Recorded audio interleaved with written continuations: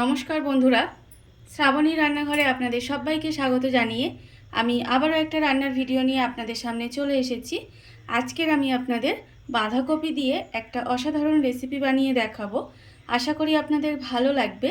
তার জন্য কিন্তু আমার পুরো ভিডিওটা আপনাদের দেখতে হবে। আর দেখা শুরু করার আগে একটা লাইক দেবেন আর সুন্দর একটা কমেন্ট করতে কিন্তু ভুলবেন না। তাহলে চলুন বাঁধাকপি দিয়ে আজকের আমি কি বানাই সেটা আপনারা একবার দেখে নিন। বাঁধাকপির এই রেসিপিটা বানানোর জন্য প্রথমে দেখুন একটা আমি বড় বাটি নিয়ে নিয়েছি। বাটির মধ্যে প্রথমে আমি দিয়ে দেব বাঁধাকপি। এখানে বাঁধাকপিগুলো কিন্তু একেবারে সরু সরু করে কেটে রেখেছি। দেখে বুঝতেই পারছেন যে কতটা সরু করে কেটেছি। প্রথমে বাঁধাকপিগুলো আমি এখানে নিয়ে নেব। বাঁধাকপিগুলো আমি ঢেলে নিয়েছি।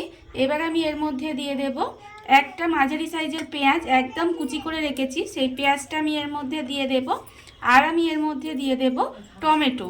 এখানে আমি একটা টমেটো ছোট সাইজের, সেটাও কিন্তু কুচি করে রেখেছি, সেটাও এর মধ্যে দিয়ে দিলাম। এবারে আমি এর মধ্যে দিয়ে দেব, দেখুন এখানে আমার আছে আন্দাজ মতো নুন, আছে লঙ্কার গুঁড়ো, স্বাদ অনুযায়ী গোলমরিচ গুঁড়ো, আর হলুদ গুঁড়ো আছে, আর জিরের গুঁড়ো। এটা যতটা আপনারা বাঁধাকপি নেবেন বা যতটা বানাবেন তার উপরে কিন্তু নির্ভর করছে। তার উপরে সেই বুঝে কিন্তু মশলাগুলো আপনারা দেবেন। এবার সমস্ত কিছু দিয়ে হাত দিয়ে আমি প্রথমে একটু খুব ভালোভাবে চটকে নেব। বাঁধাকপিটা আমি এখানে হাত দিয়ে খুব ভালোভাবে মেখে নিয়েছি। দেখুন অনেকটাই কিন্তু নরম হয়ে গেছে। এবারে আমি এর মধ্যে দিয়ে দেব বেসন। এখানে আমি 3 চামচ বেসন দেব। বড় চামচের 3 চামচ এখানে বেসন দিলাম। আর আমি এর মধ্যে দিয়ে দেব চালের গুঁড়ো। এখানে আমার 1 চামচ পরিমাণে চালের গুঁড়ো আছে, সেটাও কিন্তু আমি এখানে দিয়ে দিলাম। দিয়ে এবারে সমস্ত কিছু হাত দিয়ে খুব ভালোভাবে মাখিয়ে নেব। এর মধ্যে কিন্তু আমি কোনো রকম জল দেব না, এইভাবে হাত দিয়েই খুব ভালোভাবে মেখে নিতে হবে। বাঁধাকপিটা আমি এখানে খুব ভালোভাবে মেখে নিয়েছি দেখুন। আর এখানে যদি আপনারা মনে করেন যে অল্প একটু জল দিতে হবে, তাহলে কিন্তু দিতে পারেন। প্রথমে জল দেওয়ার কোনো দরকার নেই, প্রথমে আগে মেখে নেবেন, তারপরে যদি মনে হয় জল দিতে লাগবে তাহলে একটু জল দেবেন। আমি এখানে একটু জল দিয়েছি। আর দেখুন এটা কিন্তু ঠিক এরকম মাখা হয়েছে। এটা আমার মাখা হয়ে গেছে। আর অন্যদিকে কিন্তু গ্যাসটা অন করে একটা কড়া বসিয়ে দিয়েছি।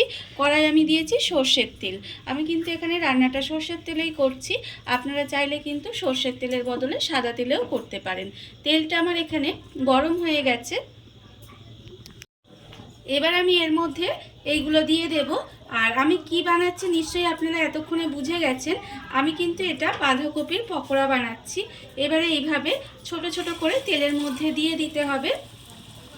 আর এই সময় কিন্তু গ্যাসটা লোতে দিয়ে রাখবেন, না হলে ওপরটা ভাজা হয়ে যাবে আর ভেতরটা কিন্তু কাঁচা থেকে যাবে, তখন কিন্তু খেতে মোটেও ভালো লাগবে না। তাই একটু গ্যাসটা লোতে দিয়ে একটু সময় নিয়ে এইভাবে একটু ভেজে নিতে হবে। পকোড়াগুলো আমি দেখুন উল্টে পাল্টে কিন্তু একটু লাল করে এইভাবে ভেজে নিয়েছি। ভাজাটা কিন্তু আমার এখানে হয়ে গেছে।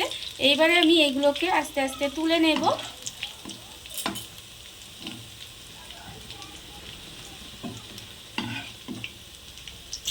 পকোড়াগুলো আমি এখানে তুলে নিয়েছি। আর আবারও কিন্তু তেলের মধ্যে এইভাবে সমস্ত পকোড়াগুলো দিয়ে আমি কিন্তু সমস্ত পকোড়াগুলো এইভাবে ভেজে নেব। দেখুন বন্ধুরা, বাড়িতে থাকা কত অল্প উপকরণ দিয়ে কত অল্প সময় কত সুন্দর একটা বাঁধাকপির রেসিপি বা বাঁধাকপির পকোড়া তৈরি হয়ে গেছে। আপনারা দেখতেই পেলেন। শীতের সন্ধ্যায় এরকম একটা পকোড়া চা কিংবা কফির সাথে কিংবা সসের সাথেও কিন্তু খেতে ভীষণ ভালো লাগে। আপনারা এইভাবে একবার হলেও বাড়িতে বানিয়ে দেখতে পারেন। আর এই ভিডিওটা যদি আপনাদের ভালো লেগে থাকে, আপনারা যদি ফেসবুক থেকে দেখে থাকেন পেজটি ফলো করে দেওয়ার অনুরোধ রইল। আর যদি ইউটিউব থেকে দেখে থাকেন চ্যানেলটি সাবস্ক্রাইব করে নেওয়ার অনুরোধ রইল। তাহলে চলুন ভিডিওটা আমি এখানেই শেষ করছি। আপনারা সবাই ভালো থাকবেন, সুস্থ থাকবেন। আবারও হাজির হব নতুন কোনো রান্না নিয়ে।